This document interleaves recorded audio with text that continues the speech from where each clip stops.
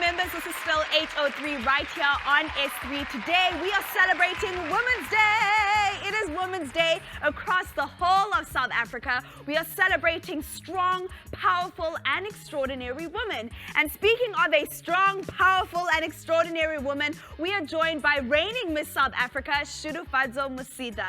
She continues to fight for the justice and equality of all women. She recently announced that she's going to be an author of her very first book, Shudu Finds Her Magic. She's also a two-time graduate in PPE as well as honors in international relations. Please help me welcome Miss South Africa, Shudufhadzo Musida.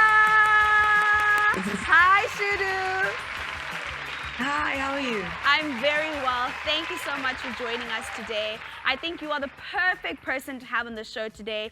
So inspirational to every single person who is watching today. So I just want to say to you, Happy Women's Day.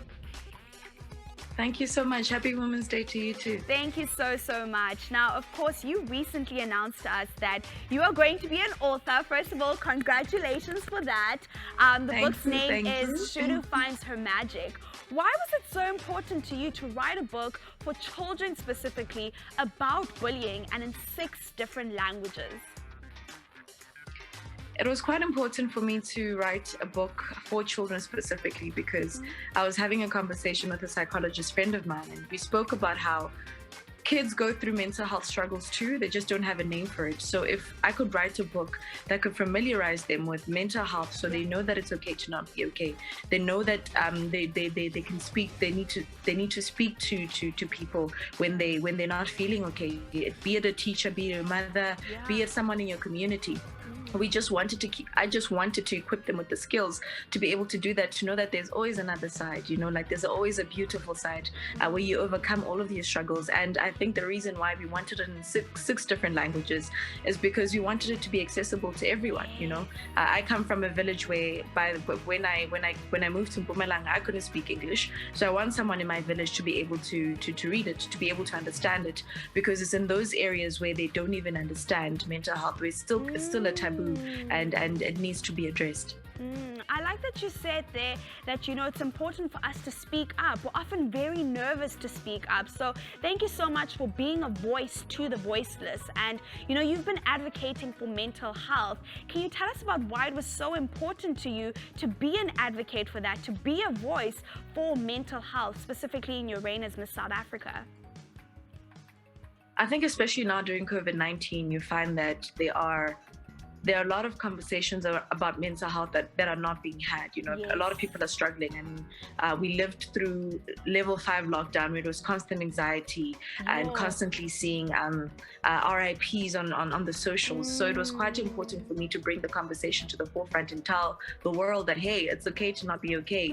We are living through a pandemic, and more than that, it's been around for longer than that. It's okay to just not be okay, but it's also okay to seek help and also direct them to the necessary resources, which is what we do through for Mondays. So it was very, very important for me to use my read for something that is personal to me, but I know that is personal to so many people who don't have the capacity or even the strength to even speak up. Like they call it a silent killer for a reason. Sure. Thank you so much for being that person who becomes vulnerable for us, so that we can see that it really is okay for us to speak up. I think there's something so powerful about a woman who's able to speak up about something that they are going through. Now, I want to know from you, why is it so important that we should celebrate Women's Day in South Africa?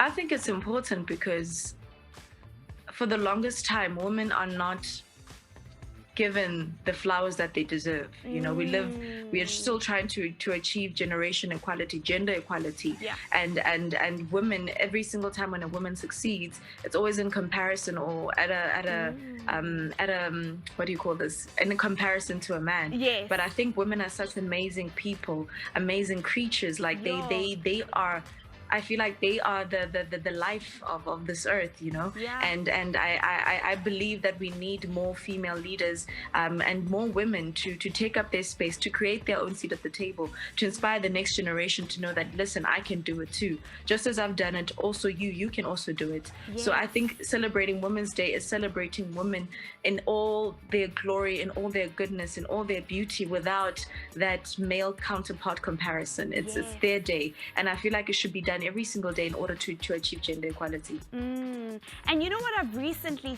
seen is a very powerful image of you and Umamba Setsana Khumalo in a very popular magazine.